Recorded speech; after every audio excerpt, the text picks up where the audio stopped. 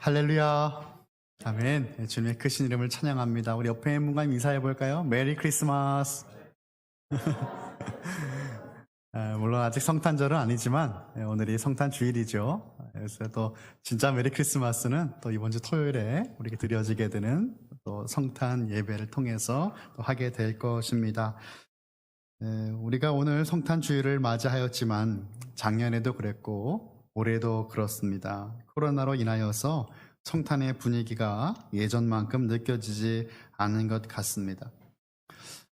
이런 상황과 환경 때문에 그렇기도 하지만 많은 사람들은 성탄절을 단지 공휴일의 개념으로 생각하는 것 같습니다. 그러한 분들이 많아지다 보니까 더욱더 성탄절을 단순히 쉬는 날로 여겨지게 되는 것 같아요. 우리에게 성탄절 어떤 날입니까?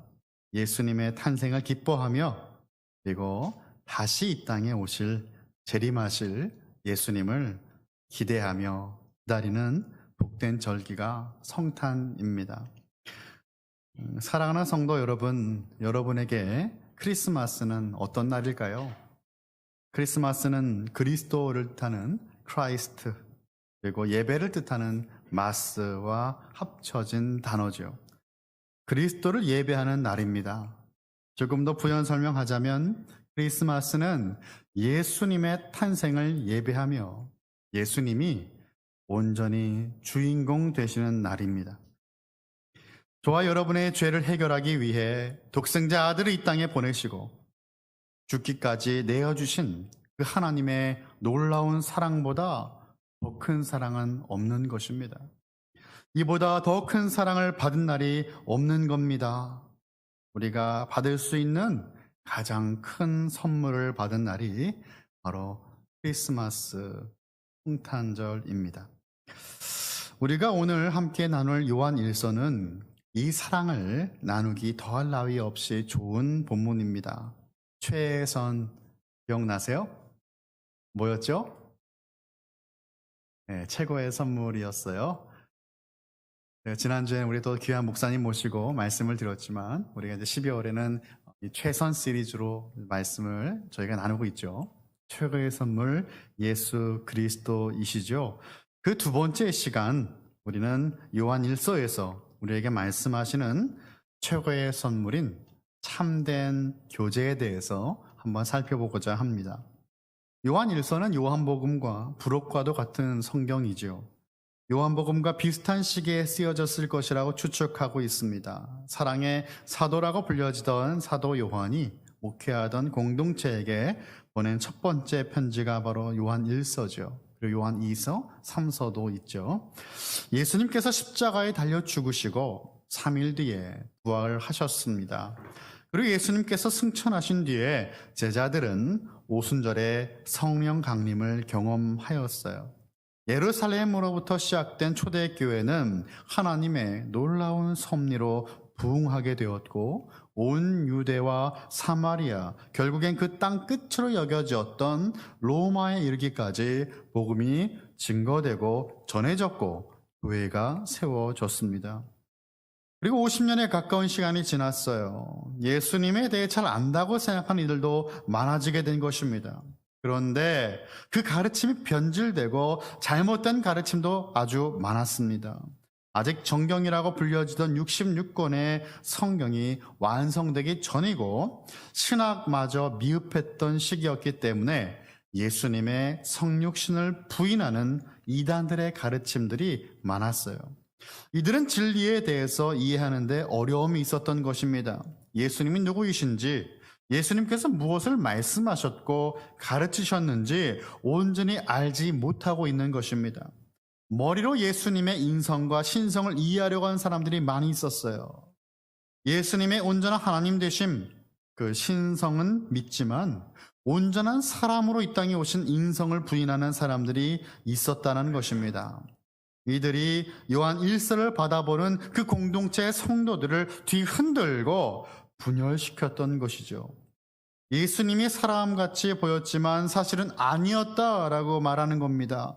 단지 예수님은 영이었다라고 주장한다라고 하는 것이에요. 그래서 사도 요한은 예수님의 사람 되심, 그 인성을 부인하는 이들 앞에서 예수님이 어떠한 분이신가를 1절에서 우리에게 소개하는 것입니다. 우리 1절을 띄워주시면 우리 한번 같이 한 목소리를 읽어보겠습니다.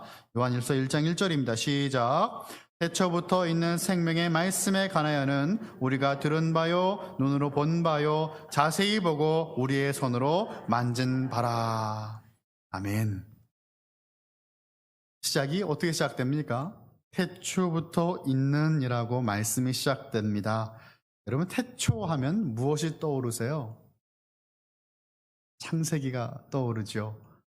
창세기가 영어로 하면 제네시스, 우리 한국어로 하면 창세기인데 이제 히브리어로 되어 있는 성경이잖아요. 그 책의 이름이 베리시트예요. 이것이 beginning, in the beginning이라고 하는, 그래서 책 자체 이름이 태초입니다.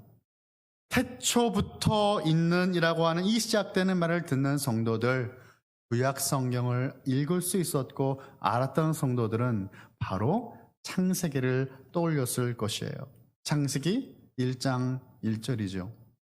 태초에 하나님이 천지를 창조하시니라. 아멘이십니까? 하나님은 태초에 하늘과 땅을 만드셨고 이 모든 만물의 세상을 지으셨어요. 예수 그리스도는 온 만물을 창조하신 하나님이심을 말씀하는 것입니다. 그런데 사도 요한은 요한복음도 그렇게 동일하게 시작을 하고 있어요. 요한복음 1장 1절의 말씀 보니까 태초에 말씀이 계시니라. 이 말씀이 하나님과 함께 계셨으니 이 말씀은 곧 하나님이시니라 라고 말씀합니다. 태초부터 from the beginning 으로 시작되는 요한 1서의 말씀은 태초에 라고 시작되는 in the beginning으로 시작되는 그 요한복음과 같은 시작인 것이죠. 분명한 요한의 의도가 담겨져 있는 것이죠. 예수님의 제자였던 요한에 의해 증거되는 예수님이 어떠한 분이신지 오늘 성탄주일에 함께 여러분과 나누기 원합니다. 왜요? 성탄의 주인공은 예수님이시기 때문이죠. 예수님 어떤 분입니까? 첫 번째, 예수님은 하나님이시며 생명의 말씀이십니다. 하나님이시고 생명의 말씀이시다. 예수님은 사람만이 아니시고 살아계신 하나님, 땅과 하늘을 그리고 모든 세상을 창조하신 하나님이시라는 것을 태초부터라는 말을 사용하면서 우리에게 말씀합니다. 요한은 태초부터 있는 생명의 말씀이라고 하였어요. 태초부터 계셨던 말씀, 헬라어로 로고스인 이 말씀은 하나님께서 천지를 창조하실 때 말씀으로 창조하신 그 능력의 말씀입니다. 이 말씀이 바로 예수 그리스도이신 거예요. 태초부터 존재하신 하나님의 로고스가 이제 이 땅에 나타나셔서 현현하여서 사람들은 그분을 만나게 되었다라고 하는 것입니다. 여러분, 크리스마스의 비밀이 바로 여기에 있습니다. 타락한 인간은 거룩하신 하나님을 결코 만날 수 없고 다가설 수도 없었습니다. 하지만 하나님의 독생자 예수 그리스도께서 친히 인간의 몸을 입고 이 땅에 오셨어요. 이제 사람들은 하나님을 만날 수 있게 된 것입니다. 요한복음은 주님의 탄생을 어떻게 증거합니까? 요한복음 1장 14절을 보니까 이렇게 말씀하고 있죠. 마태복음과 누가복음에서는 예수님의 그 탄생의 이야기들을 증거하고 있지만 요한복음은 이렇게 말씀합니다. 말씀이 육신이 되어 우리 가운데 거하심에 우리가 그의 영광을 보니 아버지의 독생자의 영광이요 은혜와 진리가 충만하더라. 아멘. 오늘 본문에서도 예수님이 생명의 로고스, 말씀이심을 언급하죠. 증거하였어요. 우리 주님의 말씀은 그저 말씀으로만 끝나지 않았고 생명의 말씀이시다라는 겁니다. 예수님은 생명 그 자체이신 것이죠. 우리가 예수님 안에서 그분과 교제할 때 우리는 예수 그리스도의 생명을 얻을 수 있고 생명을 경험하게 된다라는 거예요. 그래서 요한은 이 생명을 지금 인격화하여서 우리에게 말씀하고 있어요. 오늘 본문의 2절의 말씀이에요. 이 생명이 나타내신 바 된지라. 이 영원한 생명을 우리가 보았고 증언하여 너에게 전하노니 이는 아버지와 함께 계시다가 우리에게 나타내신 바 된 이시니라 라고 말씀하는 겁니다. 이 생명이 하나님 아버지와 함께 계시다가 영원 전부터 함께 하시다가 사도 요한을 포함한 그 제자 공동체에게 나타나셨다라고 말씀하고 있습니다. 생명의 로고스, 생명의 말씀은 바로 예수 그리스도이시죠.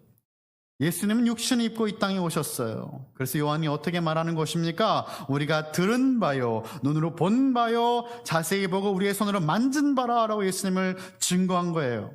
생명의 말씀은 실존하는 역사이고 실제하는 능력이라는 것을 말씀하는 것입니다. 우리는 예수님 안에서 죽음과 죄를 이기신 그 주님의 생명을 경험할 수가 있습니다. 이 생명의 말씀 되신 예수님을 날마다 체험하는 저와 여러분, 우리 모든 칼빈의 권속들 다 되시기를 예수님의 이름으로 축원합니다. 그렇습니다. 예수님은 그저 추상적인 분이 아니에요. 지식으로만 알 수 있는 분이 아니에요. 우리가 만날 수 있는 분이고 경험할 수 있는 살아계신 하나님이십니다. 두 번째, 예수님은 참된 교제를 가능케 하신 분입니다. 예수님은 참된 교제를 가능케 하신 분입니다. 생명의 말씀 예수님은 우리가 들을 수 있고 눈으로 볼 수 있고 손으로 만질 수 있는 분이신데 이것이 어떻게 가능한가 이 말이에요. 그래서 공동체의 참된 교제를 통해서 그 주님과의 만남이 더욱더 확실해진다라는 것을 우리에게 말씀하시는 것이죠. 요한이 생명의 말씀을 증거한 이유는 사실 참된 교제를, 그 사귐을 증거하기 위함이었습니다. 오직 예수님을 통해서만 그 참된 교제와 사귐이 가능하게 되었다라는 것이에요. 요한은 예수님을 친히 경험한 사람이었습니다. 그는 자신이 직접 경험한 그 생명의 말씀 되신 예수님을 전파하는 그 이유가 사귐을 위해서였다라고 3절에서 우리에게 말씀하는 거예요. 우리가 보고 들은 바를 너희에게도 전함은 너희로 우리와 사귐이 있게 하려 함이니 우리의 사귐은 아버지와 그의 아들 예수 그리스도와 더불어 누림이라 라고 말씀합니다. 너희로 우리와 사귐 있게 하려고 교제하게 하기 위하여 요한 1서를 지금 기록하고 있는 겁니다. 그런데 그가 말하는 사귐과 교제는 단순하게 친해지는 것, 더 서로를 알아가는 것이 아니죠. 자신들의 그 사귐이 어디로부터 누림이라고 말씀하는 거예요? 아버지와 그의 아들 예수 그리스도와 더불어 누린다라고 말씀하는 겁니다. 사귐을 설명하죠. 여러분 헬라어로 사귐은 코이노니아입니다. 많이 들어보셨죠? 코이노니아. 친교할 때 우리가 많이 사용하는 말이잖아요. 이 말은 성도와 성도의 그 사이, 아니면 성도와 아버지, 하나님과의 그 사이에 갖는 친밀한 교제를 의미하고 있어요. 그냥 친해지는 것이 아니라 그 이상의 의미가 있다는 거죠. 친밀한 하나됨의 역사. 마치 성삼위 하나님, 성부, 성자, 성령의 그 사랑하심을 온전히 하나 되게 하신 것과 같은 친밀한 교제와 관계, 그것을 의미하는 것이 코이노니아죠. 요한은 잘못된 이단의 가르침 속에서 흔들리는 성도들을 주님과의 교제를 통한 기쁨으로 그들의 신앙을 세워주고 싶었던 것입니다. 코로나를 지나면서 우리 주변에 많이 또 신앙이 흔들리는 분들이 계신 것 같습니다. 우리 주변에 믿음이 흔들리고 있는 성도들 있습니까? 그저 찾아가서 둥 두드려주고 이야기를 들어준다고 하여서 여러분 그들의 신앙이 회복되지 않습니다. 물론 그러한 시간도 필요하겠지만 우리가 정말로 소개해야 될 분이 계신데 그분이 예수 그리스도이시죠. 우리가 정말로 증거해야 될 그 메시지가 바로 가스펠, 굿 뉴스를 증거해야, 예수 그리스도를 증거해야 온전한 회복이 임한다라는 거예요. 예수님과의 친밀한 교제와 사귐, 그 코이노니아가 우리로 하여금 참된 회복을 가져다 주는 겁니다. 여러분, 삼각형을 아시죠? 세모. 삼각형의 모습을 보면 세 개의 꼭지점이 있습니다. 산수를 공부한 지 너무 오래돼서 이게 다시 찾아봤어요. 이게 뭐였지? 꼭지점이더라고요. 세 개의 꼭지점이 있는데 가장 위에 있는 꼭지점을 예수님이라고 하고 양쪽 옆의 꼭지점을 사람이라고 본다면 양쪽 옆의 사람은 결코 만날 수 없고 하나 될 수가 없습니다. 사람은 죄인이에요. 이기적인 존재입니다. 온전한 사랑을 줄 수가 없어요. 하지만 가장 위에 있는 그 꼭지점이신 예수 그리스도께로 함께 나아간다면 이 둘은 만나게 될 것입니다. 하나가 될 것입니다. 여러분, 이것이 행복한 가정을 이루는 원리죠. 남자와 여자가 얼마나 다릅니까? 하지만 예수 그리스도를 믿는 그 가정이 하나가 되는 거예요. 믿음으로 하나가 되고 살아계신 예수 그리스도 안에서 사랑으로 온전히 하나가 되는 그 가정이 바로 아름다운 가정이죠. 교회도 마찬가지예요. 교회 공동체가 하나 될 수 있는 그 원리가 바로 예수 그리스도 안에서 누리는 참된 코이노니아. 그럴 때에 우리 공동체는 온전하게 하나 되며 행복한 공동체가 된다라는 것이에요. 예수 그리스도의 그 꼭지점으로 우리가 향해 나아갈 때 사람과 사람의 만남은 이제 주님과의 만남이 됩니다.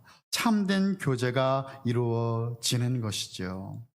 그리고 참된 교제는 하나님 나라 백성의 사명을 다시금 깨닫게 합니다. 레슬리 뉴비긴이라고 하는 영국 목사님이 계십니다. 인도 선교사로 헌신하여서 35년 동안 선교 사역을 잘 마치고 고향 영국으로 돌아왔는데, 아니 이게 웬걸, 기독교 국가라고 여겨지던 영국이 선교지가 되어버린 것입니다. 그래서 뉴비긴 목사님은 세상을 떠날 때까지 영국의 회복을 위해서 신실하게 섬기셨습니다. 이분이 이런 말을 남겼어요.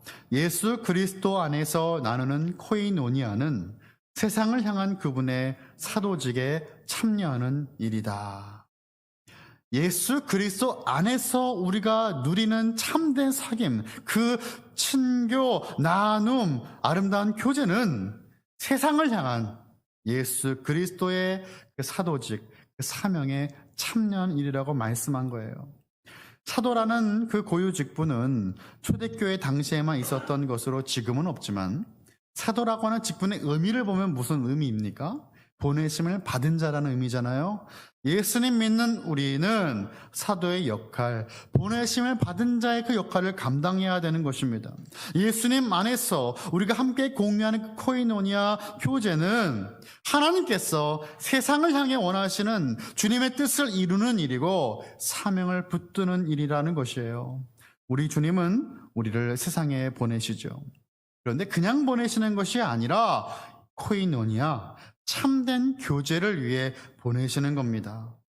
그래서 예수님 알지 못하는 이들이 우리가 누리는 그 온전한 주님과의 교제, 코이노니아를 통해서 주님의 울타리 안으로 오게 된다라는 것이에요.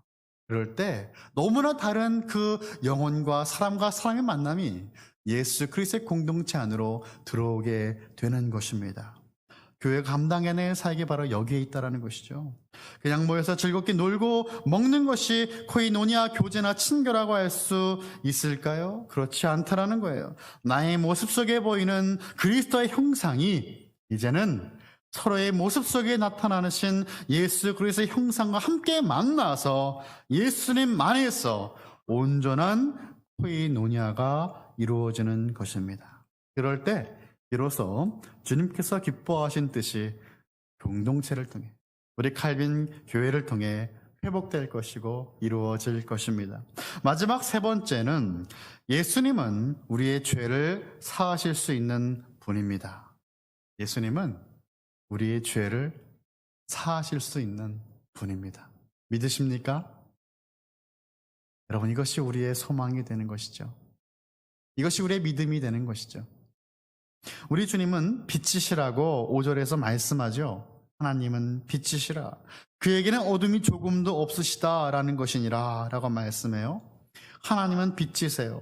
우리 주님은 빛이시라는 말씀인데 요한복음 1장에서도 동일하게 말씀합니다. 요한복음 1장 4절과 5절이에요. 그 안에 생명이 있었으니 이 생명은 사람들의 빛이라. 빛이 어두움에 빛이 돼 어둠이 깨닫지 못하더라. 아멘.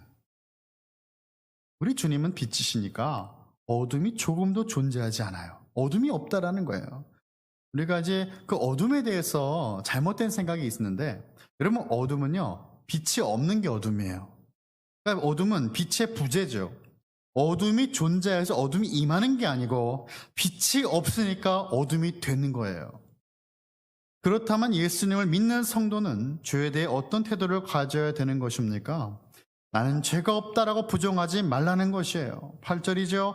만일 우리가 죄가 없다고 말하면 스스로 속이고 또 진리가 우리 속에 있지 아니할 것이요 라고 말씀해요. 그것은 자기 자신을 속이는 것이다 라고 말씀하는 거예요.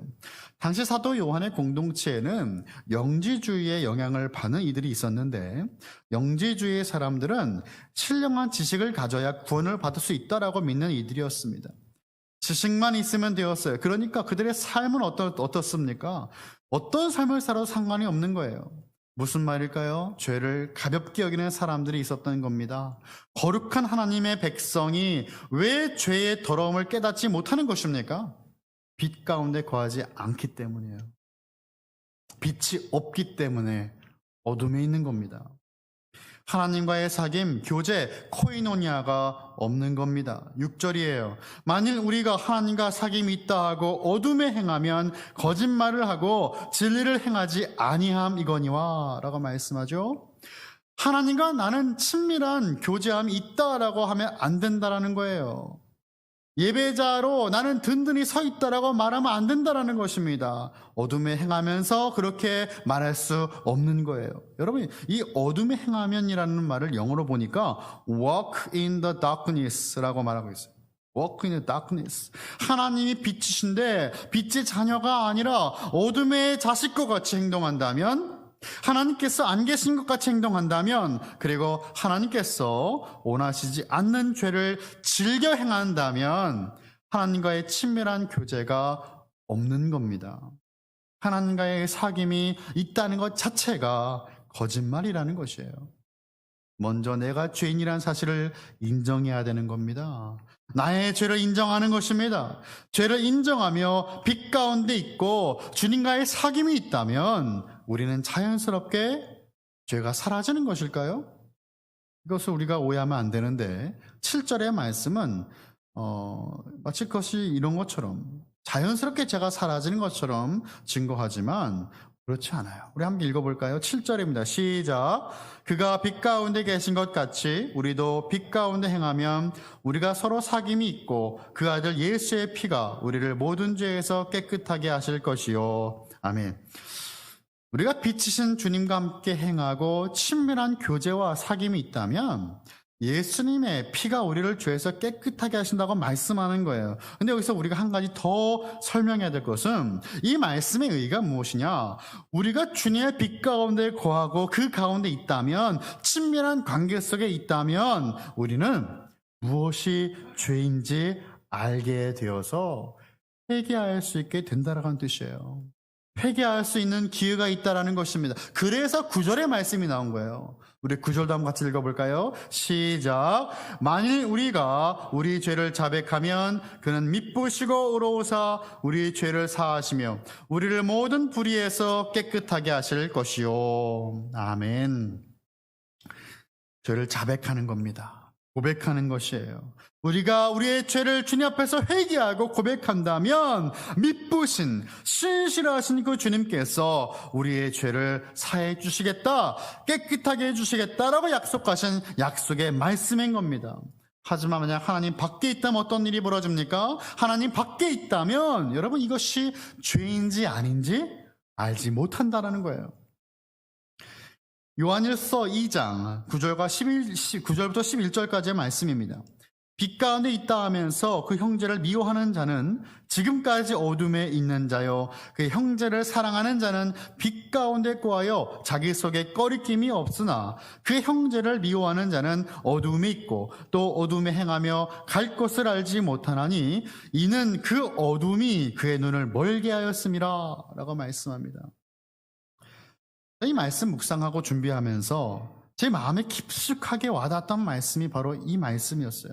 눈을 멀게 하였음이라. 눈을 멀게 하였음이라. 무엇이 죄인지 알지 못하는 거예요. 빛 가운데 거하지 않는다면 형제를 미워하는 것도 죄인지 알지 못하죠. 이게 왜 죄인가? 그렇지 않다고 생각하는 거예요. 갈 곳을 알지 못한다고 했어요. 길을 잃어버리는 것입니다. 그런데 더 무서운 것은 길을 잃어버렸는데 내가 길을 잃어버렸다는 것을 알지 못하는 것이에요. 나는 괜찮다, 나는 잘하고 있다라고 생각하는 것입니다. 우리 모두는 이러한 삶을 살았어요. 전에는 긍휼함을 받지 못했지만 이제는 긍휼히 여김을 받았습니다. 전에는 어둠에 있었지만 이제는 빛 가운데 행하며 나오게 된 거예요. 사랑하는 성도 여러분, 회개는 부끄러운 것이 아닙니다. 오히려 회개하는 자를 하나님은 기뻐하십니다. 예수님께서 이 땅에 사람의 몸을 입고 오신 이유가 바로 우리를 용서하기 위해 오신 것이죠. 그래서 누가복음을 보면 천군 천사의 찬양이 이렇게 증거되지 않습니까? 누가복음 2장 14절의 말씀 우리 한번 같이 읽어볼까요? 시작!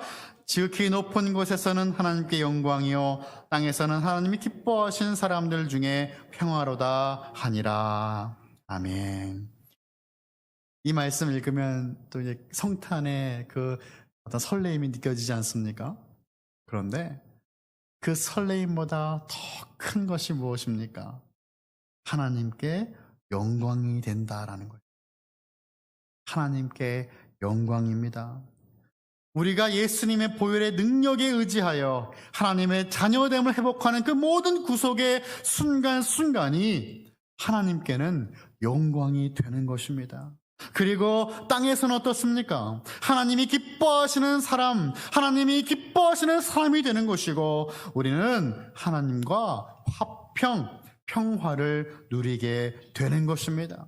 Peace. 하나님과 이제는 화평을 이루게 됐다는 것이에요. 말씀을 마칩니다. 로마서 5장에서 말씀하듯이 예수님께서 이 땅에 오심은 하나님의 사랑을 우리에게 증명하는 것이었습니다. 그래서 예수님의 탄생은 우리로 하여금 그 최고의 사랑을 받는 선물이 되었습니다. 최고의 선물, 최선이 되었어요. 하나님의 사랑을 받은 우리는 이제 하나님 나라 백성으로 삶을 누리며 살 수가 있습니다. 성탄을 맞이하며 예수님이 누구이신지 깨닫고 나의 죄를 용서해 주시고 나를 용납해 주시는 그 주님과의 친밀한 친교, 친밀한 교제, 코이노니아를 누리고 그리고 우리 공동체가 하나님께서 원하시는 아름다운 교제의 장, 예수 그리스도의 몸된 공동체 칼빈교회 되기를 예수 그리스도 이름으로 간절히 축원합니다. 기도하겠습니다. 사랑하는 하나님 아버지, 오늘도 우리에게 말씀하시니 감사합니다. 성탄 주일을 맞이하여 예수님에 대하여 그리고 주님의 행하심을 나누게 하시니 감사합니다. 생명의 말씀이신 로고스로 우리를 구원하려 이 땅에 오신 주님을 찬양합니다. 이제 우리를 용서하시고 용납하시는 주님과의 깊은 코이노니아가 우리 모든 성도들의 삶 가운데 넘치게 하여 주옵소서. 주님과의 만남과 교제, 참된 코이노니아를 통해서 성도와 성도와의 교제와 만남이 더욱더 깊어지게 하시고 하나님께서 원하시는 우리 칼빈교회, 우리 칼빈 공동체의 모습이 천국 백성의 삶이 될 수 있도록 인도하여 주시옵소서. 우리의 삶이 주님의 손과 발 역할을 감당하는 주님의 사명을 붙들 수 있는 아름다운 공동체 되게 하여 주옵소서. 우리를 원하신 예수님의 이름으로 기도하옵나이다. 아멘.